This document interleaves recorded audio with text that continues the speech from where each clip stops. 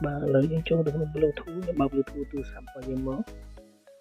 dương xoay rột để bây giờ bạn download một dương mốt dương chút chung tới lưu viết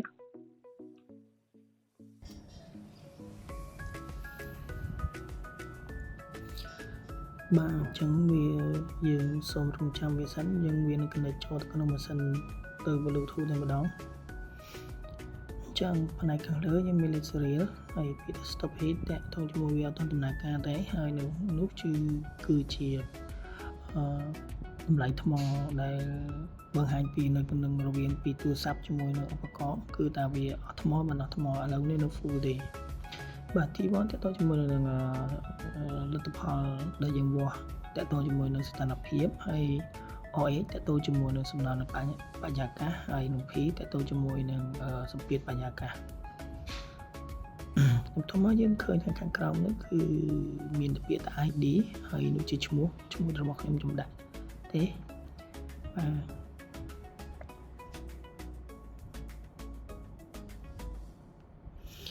dân chất lấy chung một trong mùi mất để tôi cho mùi là cả dân config từ là upacorn bao giờ vì miền paramet class là dân thời tại cái đầm râu vì class và chẳng như chút là bị config máu ok vì là cần để cho từ canon mà xính tầm ấy dân cái đầm râuมีโต๊ะคลาสสำหรับยืนถือกายดำรงเลยบ่าในครั้งนั้นยังเคยมีฉลาดแต่โต๊ะจมูกหนึ่งlooking setup ยังมีที่เทคก็ทำวิธีชั่วโมงตัววิธีได้ในครั้งนั้นจึง sampling rate คือจีกำหนดอยากไป record ตอนนั้นเราบอกยังเป็นมีจำนวนสำหรับยังเจอเรื่องครั้งนั้นจึงยังจุดเดือดเปียละเล็กเราเห็นพอคีย์มาไปสแกนดิฉันเป็นมีจำนวนสำหรับยังเราดับกับบ้านยูจินตีกับบ้านยังเราจิมเมาส์กับบ้านตรงนั้นจังแล้วที่ห้อยังเราเวียอยู่ดับนี่ดับสแกนจังยังจะเปลี่ยนโอเคมั้ยมาเมื่อยังเมื่อเปลี่ยนข้างกลางมวยที่คือจะ sampling duration นี้แต่ต้องจำนวนนั้นเป็นเรียได้ memory เวีย record หนึ่งอันเป็นពីព្រោះមើលលេខខាងលើគឺ10 second អញ្ចឹងរយៈពេលវាអាចកំណត់ពេញនៅ memory គឺ1ថ្ងៃ20ម៉ោងអញ្ចឹងឧទាហរណ៍ខ្ញុំដូរវាទៅ20 second វិញតើវានឹងប្រែប្រួលបែបម៉េចវិញអូខេខ្ញុំដាក់20វិញអញ្ចឹងយើងនឹងឃើញលទ្ធផលខាងក្រោមគឺវាឡើង3ថ្ងៃគឺ16ម៉ោងចុះខ្ញុំដាក់ទៅ30អញ្ចឹងវានឹងកើនទិន្នន័យនឹងមកព្រោះយើងឃើញតែម្ដងបាទអញ្ចឹងនេះជាកន្លែង sampling duration ផងវាបាទយើងយកវា10នាទីអូខេតើតោងជាមួយនឹង starting mode អញ្ចឹងយើងចុចទៅលើនឹងមកបាទវាមានពាក្យតបាយ key និង on time តបាយ key ពេលដែលយើងកំណត់យើងចង់ record ទិន្នន័យរបស់យើងគឺវាចុចដោយយើងប្រើដៃផ្ទាល់តែម្ដងដែលមាន menu តែម្ដងគឺយើងចង់ record ទិន្នន័យហ្នឹងគឺយើងចុចវាមួយទៅគឺវានឹងចាប់ដើមនឹងកំណត់តែម្ដងប៉ុន្តែបើយើងចុចទៅលើពាក្យ on time ចុច on time គឺវារករយៈពេលណាមួយដែលយើងចង់កំណត់ឧទាហរណ៍នៅថ្ងៃស្អែកជាងទៅវាឲ្យវាចាប់ដើមកំណត់តើឬក៏ពេលវេលាមួយណាជាក់លាក់សម្រាប់យើងចង់កំណត់តែប៉ុណ្ណោះពួកយើងកំណត់ហើយដល់ពេលវេលានោះវានឹងអូតូតែម្ដង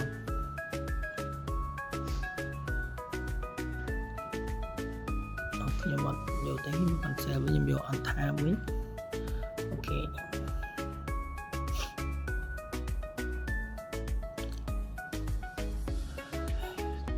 ទីទៅយក memory នេះខ្ញុំយក memory ខ្ញុំមិនប្រើចូល memory full on key stop តែម្ដងទេបាទតទៅជាមួយនៅប្រភេទ alarm នេះអញ្ចឹងយើងស្វែងទៅលើ alarm គឺខាងលើគឺយើងកំណត់ alarm ឲ្យវាភ្លាមហើយខាងក្រោមគឺការយើងកំណត់រយៈពេលនៃ alarm របស់យើងអញ្ចឹងខ្ញុំសម្រាប់យក លើស្គាល់អីហ្នឹងវាចង់បានប្រភេទហ្នឹងវាទៀមទាទៅជាមួយនឹងទីខាងក្រោមនេះគឺការយើងកំណត់ស្ថានភាព high low ឬក៏យើងចង់កំណត់ជាមួយនឹងparameter មួយណាដែលយើងចង់កំណត់ទៅប៉ុណ្ណោះឥឡូវឧទាហរណ៍ខ្ញុំយកស្ថានភាពខ្ញុំយក30ហើយ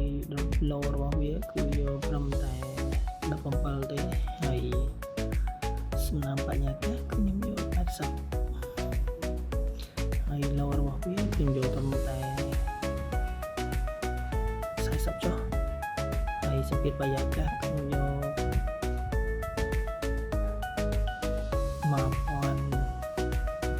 1050 ចុះហើយនេះខ្ញុំយកត្រឹមតែ900ទេ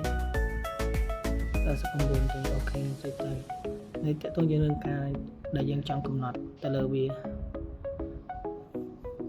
ពេលយើងកំណត់រួចយើងចុចពាក្យ save មក confirm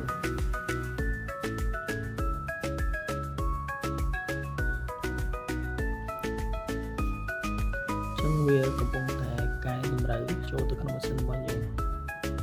អូខេការកំណត់យើងវាជាស្រេចបាទលើកដើមយើងចូលទៅដល់ទៀតទៅជាមួយនឹង locker ID អញ្ចឹងនឹងក៏វាមានតែអត់មានច្រើនទេឥឡូវខ្ញុំចង់បដូរឈ្មោះវិញចេញមកដាក់ឈ្មោះបណ្ណាប្រទេសតែបើយើងចង់ដាក់ password ក៏យើងដាក់យើងក៏បានតែយើង tick ហើយយើងដាក់ទៅលេខ1ទៅអូខេអញ្ចឹងយើងពាក្យ save ទៅចិត្តណារាល់តែពេលយើងដាក់ password ត្រូវចាំ password វិញវាយើងដែរបើអត់ដាក់ក៏បានយើងដាក់ក៏បានទាមទារយើងវាយតែម្ដងនឹងវាជា password របស់ខ្ញុំក្រេ1អូខេអូខេខ្ញុំចុច enter មកចូលទៅក្នុងកម្មវិធីយើងអាចកែបានអញ្ចឹងខ្ញុំចូលទៅមិនបើកតាមយើងរកទៅ password វិញអញ្ចឹងខ្ញុំ save មកទៀត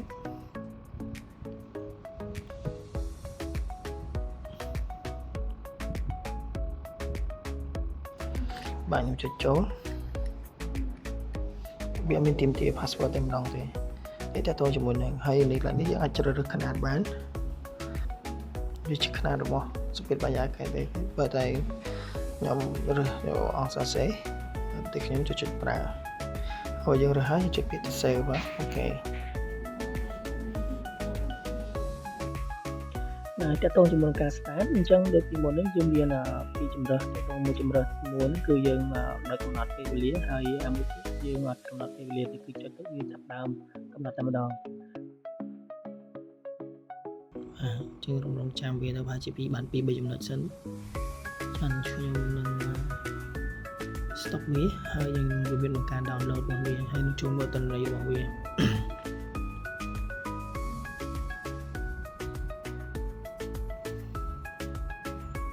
បាទឥឡូវយើងទៅចាំម៉ោងមុនយើងនៅម៉ោង 8:42 នាទីខ្ញុំបាច់អាចបាន 2-3 លទ្ធផលហើយអញ្ចឹងខ្ញុំចុចពាក្យ stop វិញបាទវារងចាំបន្តិចបាទតោះយើងបានមកជប់ហើយឥឡូវយើងចូលជាមួយនឹង Red Dot អញ្ចឹងនៅក្នុង Red Dot វាត្រូវការ download បន្តិចសិនដើម្បីឲ្យ download ទិន្នន័យរបស់យើងមិញហ្នឹងមកចូលទៅក្នុង file ក្នុង report ផងយើងបាទយើងជោគជ័យហើយយើងមើលពីខាងក្រោមគឺមាន locker យើងអត់ចុច locker ទេយើងចុចតាក់ទងជាមួយនឹង file វិញអូខេបន្តមកលេងក្នុងនេះវាចម្រើសផងវាបើមានម៉ាស៊ីនច្រើនវានឹងវាប្រាប់មកផងយើងក៏យើងការជ្រើសរើសតែមានតែម៉ាស៊ីនមួយទេលេខសេរីផងយើងគឺ2200និង494បាទគេចុងយើងចុចពីអាចពី search បាទនៅឃើញតន្ន័យផងយើងមកហើយនេះ8:42 នាទីនៅខាងលើដែលយើងមើលមកខ្ញុំបញ្ចប់នោះអញ្ចឹងយើងចូលលើវាមកអូខេនេះលទ្ធផលផងវាទាំងអស់នេះហ្នឹងបាទយើងធ្វើឥឡូវយើងចង់មាន file 2អញ្ចឹងមាន file PDF មួយមាន file CVI មួយអញ្ចឹងខ្ញុំបើក file PDF មួយdownload ទៅលើវាshare ឬក៏ផ្ញើទៅ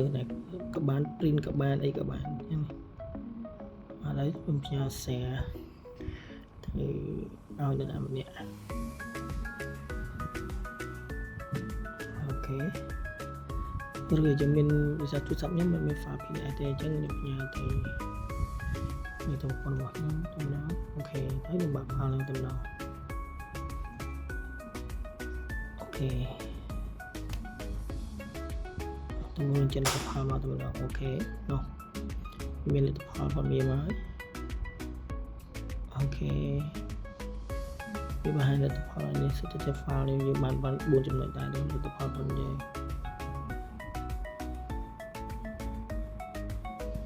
ជាមានតែប៉ុណ្្នឹងទេ